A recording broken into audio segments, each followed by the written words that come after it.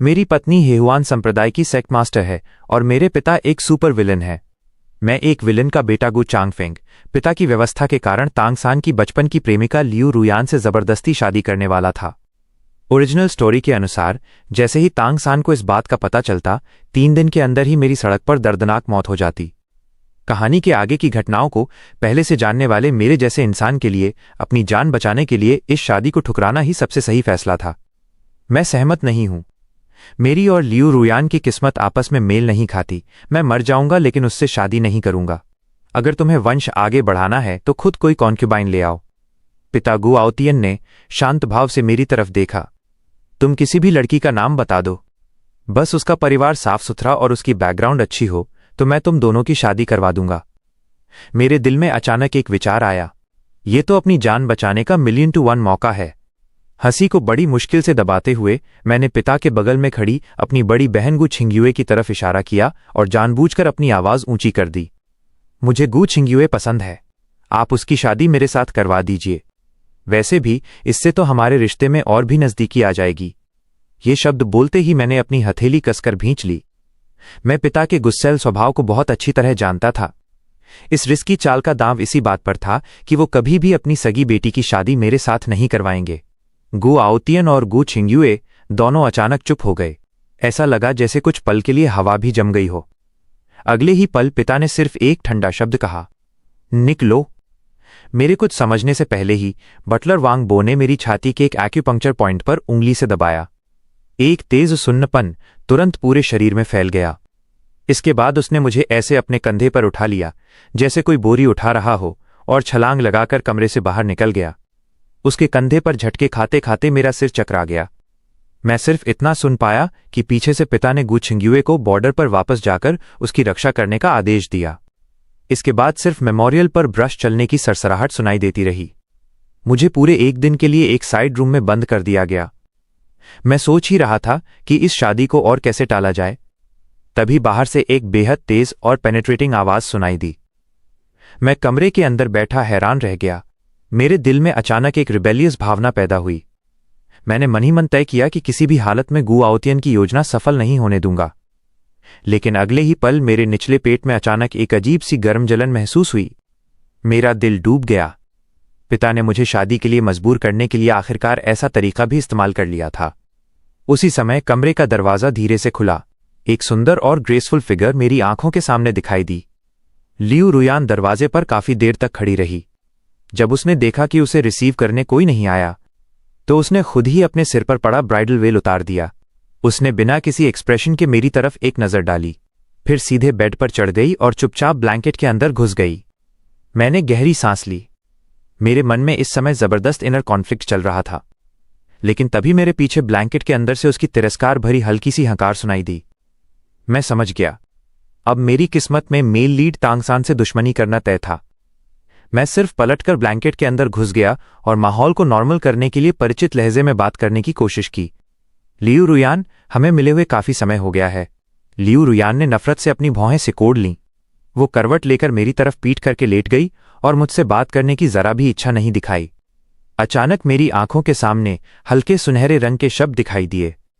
Destined female lead Liu रुयान की aura साझा हुई। ऑरा जोड़ 1-9। मेरे दिल में हलचल हुई और मैं तुरंत असली बात समझ गया। एक विलन होने के कारण मेरी ऑरा नेगेटिव थी, लेकिन अब मैं डेस्टिन्ड फीमेल लीड के साथ कनेक्शन बनाकर उसकी ऑरा को शेयर कर सकता था और अपनी ऑरा बढ़ा सकता था। मुझे ओरिजिनल स्टोरी की घटनाएं याद आ गईं। लियू रुयान जन्म से ही एक चार्म बॉडी वाली लड़की थी।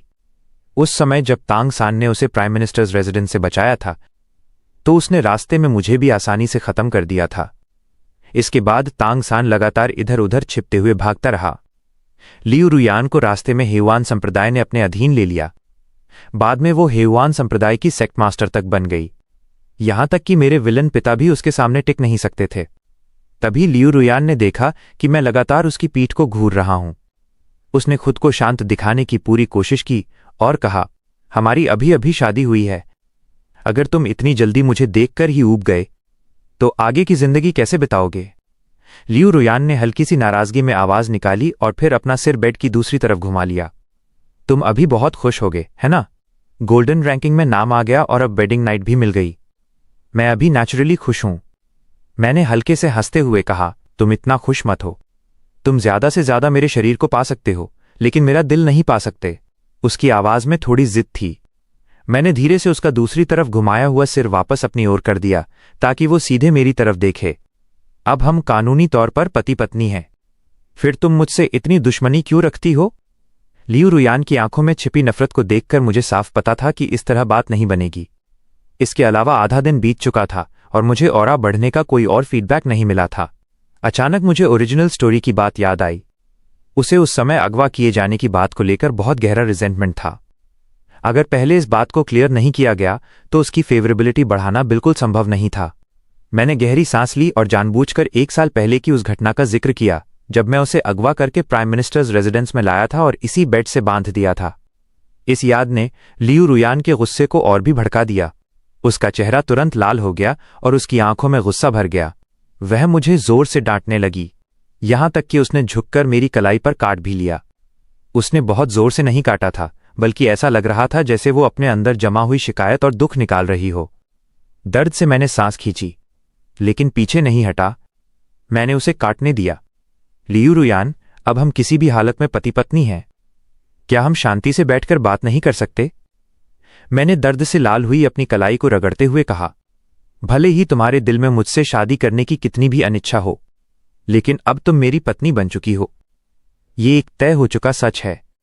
इससे बेहतर है कि हम अपना दिल खोलकर एक दूसरे की गलतफहमियां दूर कर लें और एक दूसरे का साथ निभाने वाले पति पत्नी बने।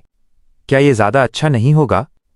मेरी बात खत्म होते ही एक ट्रांसपेरेंट लाइट स्क्रीन मेरी आंखों के सामने तैरने लगी। डेस्टिन्ड फीमेल लीड लियू रुयान की ऑरा साझा हुई। ऑरा जोड़ 8। मेरे दिल में खुशी की लहर दौड़ गई। ऑरा हर कैरेक्टर की सबसे कोर एट्रीब्यूट थी। मैं बचपन से कमजोर और बीमार रहता था और कल्टीवेशन के रास्ते पर कदम नहीं रख पाया था। इसका कारण मेरी बेहद कम ऑरा थी। इन वर्षों में सिर्फ गू आउतियन द्वारा ढूंढकर लाई गई बड़ी मात्रा में रेयर ट्रेजर्स की मदद से ही मेरी जान किसी तरह बची हुई थी, और अभी मेरी ऑरा बढ़कर 0 हो गई थी। मैंने लियू रुयान को आगे समझाया, मैं वैसा इंसान नहीं हूं जैसा तुम मेरे बारे में सोचती हो। उस समय जब मैं तुम्हें प्राइम मिनिस्टर्स रेजिडेंस में लेकर आया था, असल में मेरा मकसद तुम्हें बचाना था। गू आउतियन पूरे इंपीरियल कोर्ट पर अपना प्रभाव रखता है। पूरे दरबार के अधिकारी उसके भरोसेमंद लोग हैं। तुम सिर्फ एक लड़की होकर इतनी बड़ी ताकत के खिलाफ बोलने की हिम्मत कर रही थीं। तुम्हें मारने के लिए पिता के आदेश की भी जरूरत नहीं पड़ती। बहुत सारे अधिकारी उसकी खुशामद करने के लिए खुद ही तुम्हें चुप कराने की कोशिश करते। अगर मैं सामने नहीं आता तो तुम्हारी मौत निश्चित थी। लियू रुयान की आंखों में हल्का सा बदलाव आया। आखिरकार उसके पास इसका विरोध करने के लिए कुछ नहीं बचा। मैंने मौके का फायदा उठाते हुए आगे कहा, उस रात मैंने तुम्हारे साथ कोई गलत हरकत नहीं की थी। तुम्हें सबक सिखाना सिर्फ एक छोटी वजह थी। सबसे जरूरी बात यह थी कि बाहर के लोगों को यह दिखाना था कि मैंने तुम्हें सिर्फ अपनी खुशी के लिए अगवा किया है, ताकि किसी को भी मेरे असली मकसद पर शक न हो। हालांकि लियू रुयान को अब भी ये बात अविश्वसनीय लग रही थी, लेकिन वो इसका विरोध करने के लिए कोई ठोस वजह नहीं ढूंढ पा रही थी। उसके दिल में अनजाने ही एक विचार पैदा हुआ, क्या मैंने सच में उसे गलत समझा था? उसी समय एक और लाइट स्क्रीन सामने दिखाई दी। डेस्टिन्ड फीमेल लीड लियू रुयान का फेट कनेक्शन साझा हो रहा है। फेट कनेक्शन बढ़ रहा है। जैसे ही फेट कनेक्शन बढ़ा, एक ऐसी अद्भुत फीलिंग पूरे शरीर में फैल गई जैसी पहले कभी महसूस नहीं हुई थी। मेरा शरीर अचानक बेहद हल्का और स्वस्थ महसूस होने लगा। उसी पल मुझे समझ आ गया कि फेट कनेक्शन साझा करने की असली कुंजी क्या थी। लियू रुयान का मुझे स्वीकार करने का स्तर। गू चांगफेंग, तुम मुझे धोखा देने की कोशिश मत करो। मैं तुम्हारी बात पर बिल्कुल विश्वास नहीं करूंगी। लियू रुयान ने अचानक अपना सिर घुमा लिया। उसके चेहरे पर जिद साफ दिखाई दे रही थी। मैंने अपने अंदर की खुशी को दबाया, मेरी आवाज में जितनी हो सके उतनी जेंटल वार्मथ लाते हुए। मैंने उसके कनपटियों के पास बिखरे बालों को धीरे से पीछे किया। सच्चाई यही है। अभी तुम मेरी बात पर विश्वास नहीं करती तो कोई बात नहीं। जब हमारी शादी को थोड़ा समय बीत जाएगा तब तुम खुद जान जाओगी कि मैं वास्तव में कैसा इंसान हूं। जब उसने मुझसे पूछा कि मैंने उस समय उसकी रक्षा क्यों की थी, तो ज्यादा फेट कनेक्शन हासिल करने के लिए मैंने बात को आगे बढ़ाते हुए कहा, एक बार एक पोएट्री गैदरिंग में मैंने तुम्हें दूर से देखा था। उसी समय मुझे तुमसे पहली नजर में प्यार हो गया था। तुम मेरे दिल और दिमाग में बस गई थीं। मैंने मन ही मन कसम खाई थी कि इस जीवन में मैं तुम्हें अपनी पत्नी जरूर बनाऊंगा। इन शब्दों को सुनकर लियू रुयान तुरंत स्तब्ध रह गई। उसके सीने में धड़कता हुआ छोटा सा दिल अचानक जैसे बेकाबू होकर दौड़ने लगा। उसकी खूबसूरत आंखों में शर्म और भावनाएं चरम पर पहुंच गईं। सिस्टम पैनल ने फिर से नोटिफिकेशन दिया, फेट कनेक्शन बढ़ रहा है। मेरे होठों पर खुशी की हल्की मुस्कान आ गई।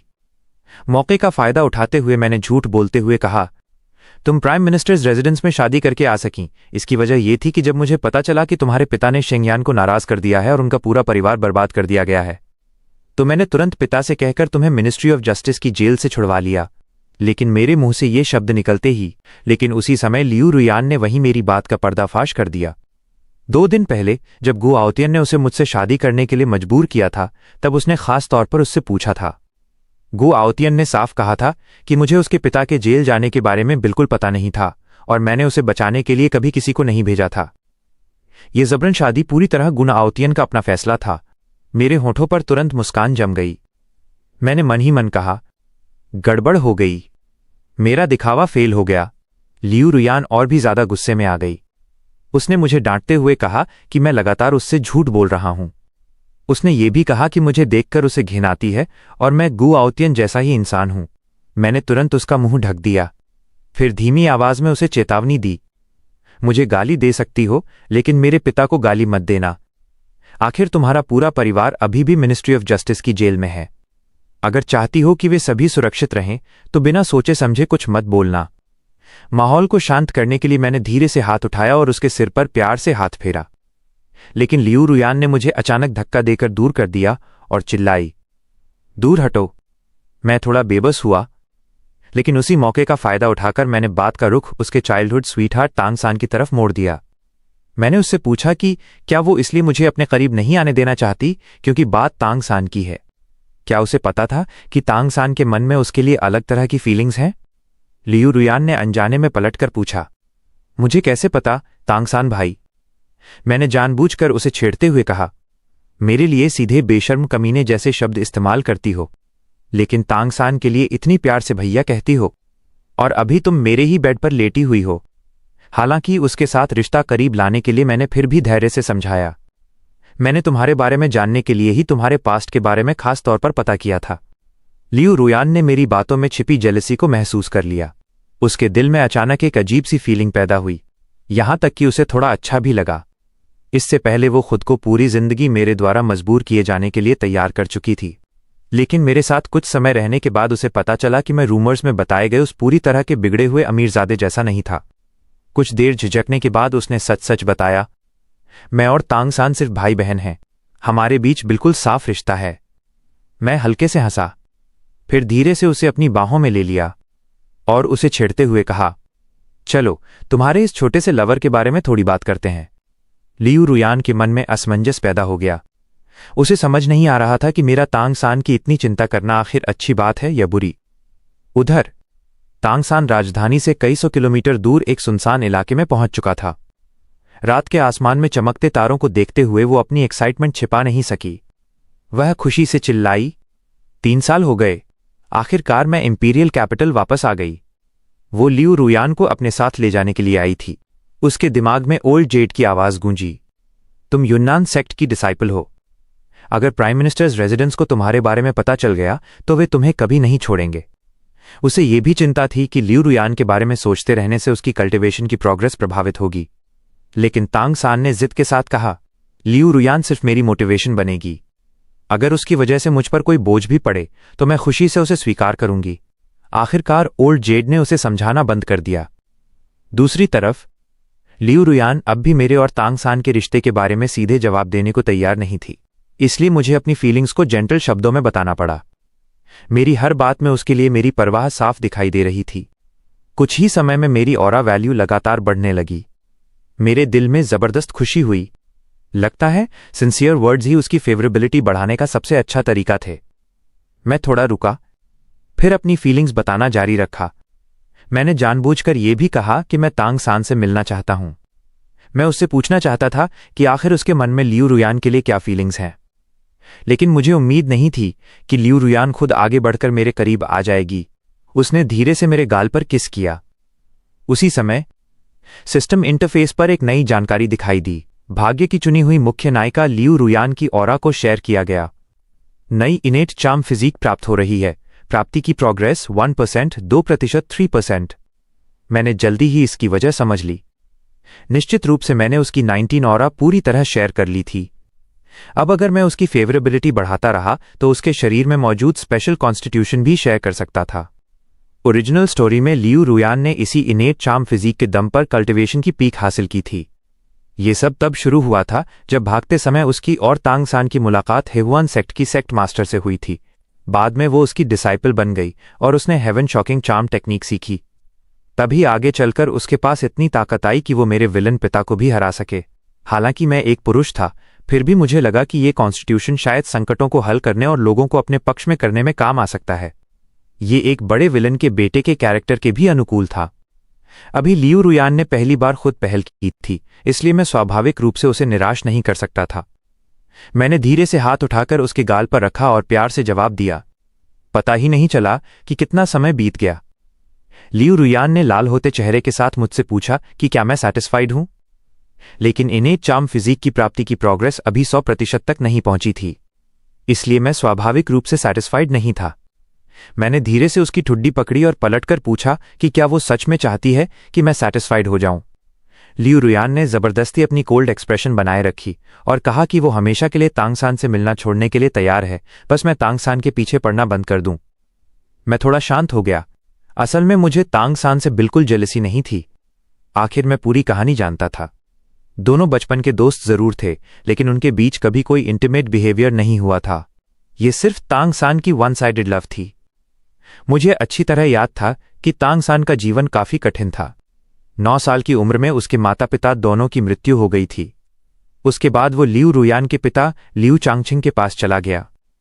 लियू चांगछिंग उसे अपने बेटे की तरह मानते थे, लेकिन तांग सान पढ़ाई के लिए बिल्कुल सूटेबल नहीं था। सिर्फ लियू रुयान ही हमेशा उसे एनकरेज करती थी। इसी वजह से वो लियू रुयान के प्यार में गहराई से पड़ गया। अफसोस, लियू रुयान उसे सिर्फ अपना बड़ा भाई मानती थी और 2 बार उसके प्रेम प्रस्ताव को ठुकरा चुकी थी। लियू रुयान के लायक बनने के लिए तांग सान ने 16 साल की उम्र में एक लेटर छोड़कर इंपीरियल कैपिटल छोड़ दिया और बाहर की दुनिया में चला गया। युनलान सेक्ट में डिसाइपल बनने के बाद उसे एक ऐसी रिंग मिली जिसमें एक सेंट की बची हुई आत्मा निवास करती थी। उसके बाद उसकी कल्टिवेशन तेजी से बढ़ती गई और वो 7th rank golden core realm तक पहुंच गया। उसे लगा कि अब उसके पास लियू रुयान से शादी करने की योग्यता है, इसलिए वो इंपीरियल कैपिटल वापस आया। लेकिन तब उसे पता चला कि लियू रुयान को मुझसे जबरदस्ती शादी करनी पड़ी है। गुस्से में आकर वो मुझे मार डालेगा। मेरी नज़र में तांग सान की स्ट्रेंथ कोई बड़ी चिंता की बात नहीं थी। जिससे वास्तव में सावधान रहना था वो उसकी रिंग में रहने वाली सेंट की रेमनेंट सोल थी। मुझे चुप देखकर लियू रुयान की खूबसूरत आंखों में थोड़ी वार्मथ दिखाई दी। उसने पूछा कि क्या मैं अभी भी तांग सान को परेशान करने पर अड़ा हुआ हूं। मैंने बेबसी से सिर हिलाया। मैंने उससे कहा कि मैं तांग सान को परेशान न करने की बात मान सकता हूं, लेकिन अभी उसने जो किया था उससे मैं अभी तक सैटिस्फाइड नहीं हुआ था। इनेट चार्म फिजिक की प्रोग्रेस लगातार तेजी से बढ़ती देख मेरा मन खुशी से भर गया। आखिर ज्यादा ताकत होना नुकसान तो नहीं है। एक इनेट चार्म फिजिक होना कुछ भी ना होने से तो बेहतर है। उधर तांग सान इंपीरियल कैपिटल की तरफ पागलों की तरह दौड़ रहा था। वो लगातार करीब आता जा रहा था। अच्छी रातें हमेशा बहुत जल्दी खत्म हो जाती हैं। अगली सुबह जब मेरी आंख खुली तो लियू रुयान मेरे पास नहीं थी। बस उसके लेटे हुए बेडशीट का एक बड़ा हिस्सा गायब था। मैं अजीब भाव से सोचने लगा कि उसने बेडशीट का टुकड़ा आखिर क्यों लिया। उसी समय गु छिंग्युए लियू रुयान को लेकर अंदर आई। मैंने मुस्कुराते हुए पूछा कि क्या लियू रुयान बड़ी बहन को टी देने गई थी, लेकिन लियू रुयान बस चुपचाप गु छिंग्युए के पीछे खड़ी रही। उसने एक शब्द भी नहीं कहा। गु छिंग्युए ने अचानक जोर से चिल्लाकर कहा, तुम्हारे पास आधे घंटे हैं, बाहर निकलो। उसका लहजा ऐसा था जैसे उसने बारूद खा रखा हो। मैं पूरी तरह कंफ्यूज्ड था। कल रात की सारी बातें याद करके मेरा चेहरा अनायास ही काला पड़ गया। हालांकि मुझे थोड़ा गुस्सा था, लेकिन मैं ये भी समझता था कि अगर गु आउटिन के तरीकों और लियू रुयान की मजबूरी के कारण ऐसा न हुआ होता तो मेरा और लियू रुयान का विवाह पूरा नहीं होता। और अगर हमारा विवाह पूरा नहीं होता तो मैं अपनी उस मौत की डेस्टिनी को बदल ही नहीं पाता। अब मैंने न सिर्फ लियू रुयान की ऑरा और उसके कॉन्स्टिट्यूशन को शेयर किया था, बल्कि मेरा शरीर भी पहले से काफी मजबूत हो गया था। ये सोचकर मुझे तांग सान की ऑरा वैल्यू जानने की क्यूरियोसिटी फिर होने लगी। आखिर वही मेरा सबसे बड़ा खतरा था। ओरिजिनल स्टोरी में तांगसान मेरी शादी के तीसरे दिन इंपीरियल कैपिटल वापस आया था, यानी परसों मेरी मौत का दिन था। लियू रुयान के साथ एक रात बिताने के बाद ही गुछिंग्युए ने मुझे कमरे से बाहर बुला लिया। मैंने लियू रुयान को गुछिंग्युए के सामने सिर झुकाकर खड़े देखा। कुछ देर सोचने के बाद मैं समझ गया, लियू रुयान के माता पिता अभी भी मिनिस्ट्री ऑफ जस्टिस की जेल में थे। इसी वजह से उसे गुछिंग्युए की हर बात माननी पड़ रही थी। लियू रुयान की ऑरा को आगे भी शेयर करने के लिए मैं तेजी से उनके पीछे गया। मैंने उसका हाथ पकड़ लिया और उसे मेरे साथ ब्रेकफास्ट करने के लिए कहा। फिर मैंने धीमी आवाज में उसे दिलासा देते हुए कहा, चिंता मत करो, मैं हूं ना, उसके परिवार को निश्चित रूप से कुछ नहीं होगा। अचानक उसका कठोर शरीर ढीला पड़ गया। मेरे होठों के कोने अनजाने में हल्के से ऊपर उठ गए। सिस्टम ने तुरंत सूचना दी।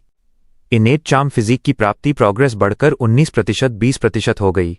अचानक हुई इस बढ़ोतरी ने मुझे काफी हैरान कर दिया। तो असल में ऐसा नहीं था कि ऑरा शेयर करने के लिए एक दूसरे को पूरी तरह समझने और प्यार करने वाले रिश्ते तक पहुंचना जरूरी हो। उसके परिवार का सुरक्षित रहना पूरी तरह मेरे पिता की वजह से था। तुम जैसे ऐसे बेकार और बीमार आदमी से, जो कल्टीवेशन तक नहीं कर सकता, उसके परिवार को बचाने की क्या उम्मीद की जा सकती है? गुछिंग्युए ने पीछे मुड़कर मुझे देखा और तिरस्कार से बोली। मैं बिल्कुल नाराज नहीं हुआ। इसके बजाय मैंने एक वार्म स्माइल दी और जानबूझकर उसे छेड़ते हुए कहा, अगर पिता ने तुम्हारी शादी मुझसे करने के लिए हामी नहीं भरी तो भी तुम्हें मुझसे इतनी दुश्मनी रखने की जरूरत नहीं है। गुछिंग्युए के चेहरे पर मौजूद तिरस्कार अब शक में बदल गया। अचानक सिस्टम की स्क्रीन सामने आ गई। भाग्य की चुनी हुई मुख्य नायिका गुछिंग्युए की ऑरा शेयर की जा रही है। ऑरा में 17 पॉइंट्स की वृद्धि। मैं एक पल के लिए पूरी तरह स्टन्ड रह गया। आखिर लियू रुयान से मुझे पता चल चुका था कि भाग्य की चुनी हुई मुख्य नायिका की ऑरा शेयर करने के लिए पहले उसकी फेवरेबिलिटी बढ़ानी पड़ती है। अभी जो हुआ उससे साफ था कि गुछिंग्युए के मन में चुपचाप मेरे लिए थोड़ी सी फेवरेबिलिटी पैदा हो गई थी। कुछ ही देर बाद हम प्राइम मिनिस्टर्स रेजिडेंस से बाहर निकल गए। गुछिंग्युए ने पीछे मुड़कर मुझे गहराई से देखा और उछलकर सामने वाली कैरेज में जा बैठी। वहीं मैं लियू रुयान का हाथ पकड़कर दूसरी कैरेज में बैठ गया। जैसे ही मैं कैरेज में चढ़ा, मैंने अपने लिए खास तौर पर तैयार किया गया ब्रेकफास्ट देखा। टाइगर बोन के साथ slow cooked soft shelled turtle, stir fried deer antler और किडनी, और गोजी बेरीज के साथ स्टीम्ड ऑयस्टर्स। ये सभी शरीर को ताकत देने वाली बेहतरीन चीजें थीं। मैं मन ही मन हंस पड़ा। लगता है पिता ने मेरे लिए काफी अच्छी तरह से सब कुछ सोच रखा था। मिनिस्ट्री ऑफ जस्टिस की जेल के बाहर पहुंचने के बाद मैं और लियू रुयान पैदल गुछिंग्युए के पीछे गए। वो हवा में उठकर सीधे जेल के एंट्रेंस की ओर उड़ गई। जैसे ही हम जेल के एंट्रेंस पर पहुंचे, जेल के वार्डन ने गुछिंग्युए के सामने बेहद सम्मान के साथ झुककर सलाम किया। गुछिंग्युए ने संक्षेप में कहा, लोगों को छोड़ दो। वार्डन ने हाथ हिलाया। कुछ ही देर में दर्जनों कैदियों को जेल से बाहर लाया गया। सबसे आगे लियू रुयान के माता पिता थे। लियू रुयान के माता पिता कुछ पल तक उसे पहचानने की कोशिश करते रहे, फिर तुरंत आगे बढ़कर लियू रुयान को गले लगा लिया। लियू रुयान की मां ने अपनी बेटी को दर्द भरे दिल से सांत्वना दी। वहीं उसके पिता चुपचाप आंसू पोंछते रहे और खुद को दोष देते रहे कि उनके द्वारा सम्राट को नाराज करने की वजह से उनकी बेटी को यह सब सहना पड़ा। उसी समय मैं आगे बढ़ा और बोला, ससुर जी, आपने जो कहा कि आपकी वजह से उसे तकलीफ उठानी पड़ी, ऐसा बिल्कुल नहीं है। अचानक लियू रुयान के पूरे परिवार का रोना रुक गया। लियू रुयान अपने माता पिता की चिंता को समझती थी। उसने समझाया कि मैं रूमर्स में बताए गए इंसान जैसा नहीं हूं और मैं उसकी बहुत परवाह करता हूं। लियू चांगचिंग और उनकी पत्नी एक पल के लिए स्टन्ड रह गए। उन्हें लगा कि उनकी बेटी उन्हें सांत्वना देने के लिए झूठ बोल रही है। लेकिन तभी मैंने लियू रुयान के पीछे जाकर धीरे से उसके कंधों पर हाथ रखा। फिर मैंने सिंसेरिटी से कहा, मेरे और लियू रुयान के बीच जो गलत फहमियां थीं वे बहुत पहले ही दूर हो चुकी हैं। मैं सच में उससे प्यार करता हूं। मैं कसम खाता हूं, अगर मैंने लियू रुयान को जरा सा भी दुख या नुकसान पहुंचाया तो मुझे आसमान का श्राप मिले और मरने के बाद भी कभी मुक्ति न मिले। अगले ही पल वहां मौजूद सभी लोग पूरी तरह स्तब्ध रह गए। सिस्टम ने एक नोटिफिकेशन प्रदर्शित किया। मैं भी थोड़ा सरप्राइज था। मुझे पहले से उम्मीद थी कि इससे लियू रुयान की फेवरेबिलिटी बढ़ेगी, लेकिन मुझे बिल्कुल उम्मीद नहीं थी कि इससे एक ही बार में उसके दिल को पूरी तरह जीतने में सफलता मिल जाएगी। लियू चांगचिंग ने मेरी ओर गहराई से झुककर प्रणाम किया। लियू चांगचिंग का चेहरा कृतज्ञता से भरा हुआ था। उसी समय गुछिंग्युए की आवाज अचानक बेवक्त सुनाई दी। लियू चांगचिंग और उनकी पत्नी ने थोड़ी देर के लिए संयम रखा, फिर लियू रुयान से विदा लेकर तैयार की गई कैरेज में बैठ गए और जल्दी से दूर चले गए। लियू रुयान बिना पलक झपकाए उस कैरवान को देखती रही। उसकी आंखों से लगातार आंसू बह रहे थे। मैंने धीरे से उसका हाथ पकड़ा और वादा किया कि जब उसके माता पिता गांव में अच्छी तरह सेटल हो जाएंगे तब मैं उसे वापस ले जाकर उनसे मिलवाऊंगा। लियू रुयान ने आंसुओं से भरी आंखों से पूछा, क्या सच में? मैंने हाथ उठाकर उसकी आंखों के कोने से आंसू पोंछे और कहा, मैंने इतनी बड़ी कसम खाई है, इतनी छोटी सी बात की चिंता मत करो। अगर तुम दोनों कैरेज में नहीं बैठोगे तो पैदल प्राइम मिनिस्टर्स रेजिडेंस वापस चले जाना। गु छिंग्युए ने अधीर होकर कहा और मेरी सोच तोड़ दी। मैं लियू रुयान को लेकर साथ वाली कैरेज में बैठ गया। कैरेज के अंदर का माहौल थोड़ा भारी था। गु छिंग्युए लगातार ठंडा चेहरा बनाए बैठी थी। मैं चाहे कितना भी बेशर्म क्यों ना हूं, उसके सामने लियू रुयान के साथ ज्यादा क्लोज होने की हिम्मत नहीं हुई। इसलिए मैंने बस धीरे से उसका हाथ दबाया। लेकिन इस अचानक हुए टच की वजह से लियू रुयान ने हल्की सी आवाज निकाल दी। गु छिंग्युए ने तुरंत भौहें सिकोड़कर हमारी तरफ देखा। लियू रुयान हकलाते हुए समझाने लगी कि वो ठीक से बैठ नहीं पाई थी और उसे कुछ चुभ गया था। उसी समय मेरी इनेट चार्म फिजिक की एक्विजिशन प्रोग्रेस भी बढ़कर 63% 64% हो गई। इनेट चार्म फिजिक की प्रोग्रेस देखकर मैं बस यही चाहता था कि ये थर्ड व्हील गु छिंग्युए जल्दी से चली जाए। इसलिए मैंने उसकी तरफ मुड़कर पूछा, जब तुम खुद उड़ सकती हो तो हमारे साथ एक ही कैरेज में बैठने की क्या जरूरत है?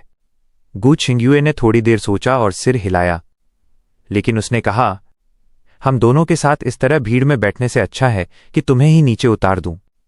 मैंने जानबूझकर उसे और छेड़ना जारी रखा। मैंने पिता का जिक्र करते हुए कहा कि 4 दिन पहले उन्हें मेरे गंभीर रूप से बीमार और मरने की हालत में होने की खबर मिली थी। वो खास तौर पर बीजिंग से वापस राजधानी आए थे, सिर्फ मुझे आखिरी बार देखने के लिए। गु छिंग्युए ने हैरानी भरे भाव से कहा, तुम्हें खुश होना चाहिए कि तुम एक कमजोर और बीमार बेकार इंसान हो, वरना इस समय तक तुम जमीन पर पड़े होते। मैंने पलटकर कहा, मैंने तो बस सच कहा है, और सिर्फ इतना कहने पर बड़ी बहन मुझे पीट कर गिरा देना चाहती है। ये कुछ ज्यादा ही दबंगई नहीं है?